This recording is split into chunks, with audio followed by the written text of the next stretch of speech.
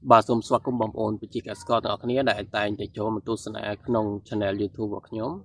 Ngàyนี้ខ្ញុំចង់បង្ហាញបងប្អូនតាក់ទងជាមួយការតាក់តែងទៅលើដំណាំទៅសក់គូកន្លងមកមានមតិផ្សេងគ្នាពីរដែរតាក់ទងជាមួយការតាក់តែងនេះហើយបងប្អូនមួយចំនួនក៏គាត់ធ្លាប់បានមើលវីដេអូខ្លីវីដេអូវែងអីនៅក្នុងបណ្ដាញ YouTube នៅក្រៅប្រទេសណាប៉ុន្តែមុននឹងអនុវត្តទៅតាមបច្ចេកទេសរបស់ស្រុកគេយើងត្រូវមើលពីបរិបទឬក៏ស្ថានភាពជាក់ស្ដែងនៅស្រុកយើងសិនអញ្ចឹងនៅខ្មែរយើងហើយខ្ញុំដាំក៏វាច្រើនឆ្នាំដែរហើយការតាក់តែងវាមានពីររឿងទី1បងប្អូនខ្លះយើងគ្រាន់តែកាត់តែស្លឹកទេកាត់ស្លឹកតាក់តែងស្លឹកជើងក្រោមស្លឹកដែលចាស់ស្លឹកដែលមានជំងឺកាត់វាចេញអស់បាទកាត់វាចេញអស់ដើម្បីឲ្យវាស្រឡះខាងក្រោមឲ្យស្រឡះខាងក្រោមដើម្បីកាត់បន្ថយនៃជំងឺកាត់បន្ថយនៅសត្វល្អិតហើយកាត់បន្ថយនៅស្លឹកដែលវាស៊ីជីអត់ប្រយោជន៍នៅខាងក្រោមហ្នឹងដើម្បីឲ្យផ្លែវាធំលឿនផ្លែច្រើនអញ្ចឹងអានឹងមួយហើយមួយទៀតបងប្អូនខ្លះគាត់កាត់តងគាត់តាក់តែងគាត់ចាប់ដើមកាត់ក្តៀងចេញពីដើមមេមកគាត់អាចកាត់3 4ក្តៀងឬក៏ច្រើនក្តៀងទៅតាមអ្វីដែលគាត់ចង់ហើយអ្វីដែលជារួមសម្រាប់បងប្អូនហើយជាយោបល់ហើយជាបទពិសោធន៍ដែលខ្ញុំធ្លាប់ធ្វើកន្លងមក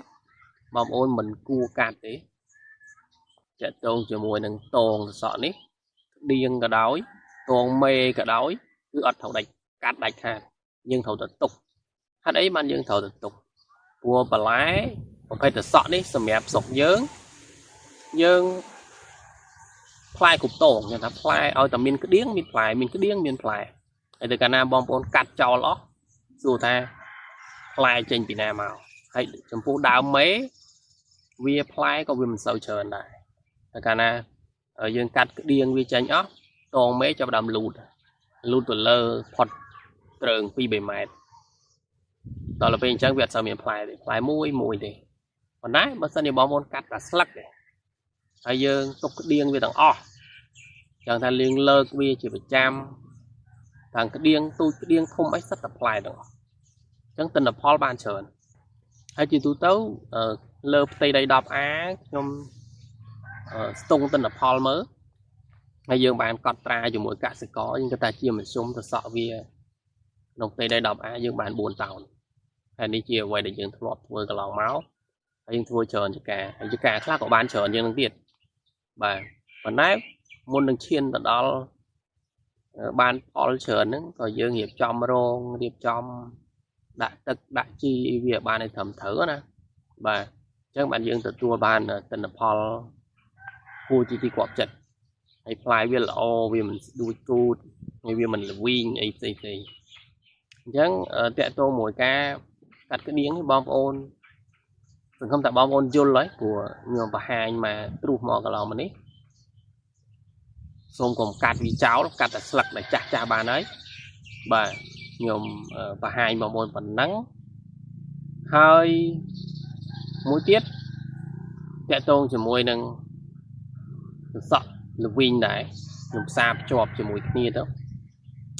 សក់ល្វីងជាបទពិសោធន៍ដែលយើងធ្វើការនៅចំការកន្លងមកបងប្អូនខ្លះគាត់ថាមកពីមានសារធាតុអីមួយសម្រាប់សក់នឹងវាការពារខ្លួនវាពីសត្វល្អិតពីអីអញ្ចឹងណាប៉ុន្តែបើយើងធ្វើចការផ្ទាល់កាលណាសក់ល្វីងទី1សំខាន់ជាងគេគឺខ្វះទឹកពួកសក់ផ្អនេះតែកាលណាខ្វះទឹកចង់មិនចង់គឺល្វីងក្បាលហើយល្វីងពាក់កណ្ដាលក្បាលឡើងទៅលើគឺល្វីងហូបអត់កើតអញ្ចឹងតែកាលណាយើងយកទៅលក់យកទៅអីក៏គេ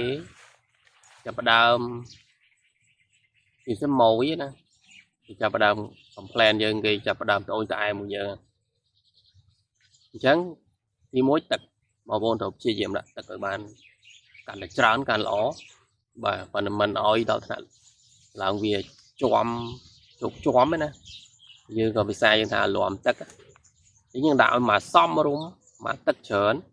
បាទ bộ phê khá bóng ôn lỡ dương đam tam bộ pon tận nọ tất hay cái này dương đam tam bộ pon tận nọ tất hay bóng ôn đại chi bộ phê bộ bộ NPK ឬក៏ពពួកអ៊ុយរ៉េឬក៏ពពួកជាលាយផ្សេងៗនៃពួកកាលីម៉ាញ៉េស្យូមកាល់ស្យូមអីផ្សេងៗនៅកាលណាយើងដាក់ទឹកអត់គ្រប់វាបំលែងអាសារធាតុចិញ្ចឹមទៅដំណាំហ្នឹងវាចង់ថាវាបំលែងអត់អស់អញ្ចឹងធ្វើឲ្យផ្លែវាល្វីងបាទអាហ្នឹងដែលយើងធ្វើការជាមួយនឹងដំណាំសសក់នេះចូលម្នាក់10ឆ្នាំអីជាងយើងអាចដកពិសោធន៍ឃើញថាវាមកពីទឹកបាទហើយមួយទៀតការប្រើប្រាស់ពពួកថ្នាំប៉ៅដែរកាលណាយើងបាញ់ថ្នាំប៉ៅច្រើនទៅហើយទឹករៀងស្ទើរទៀតក៏វាធ្វើឲ្យល្វីងដែរ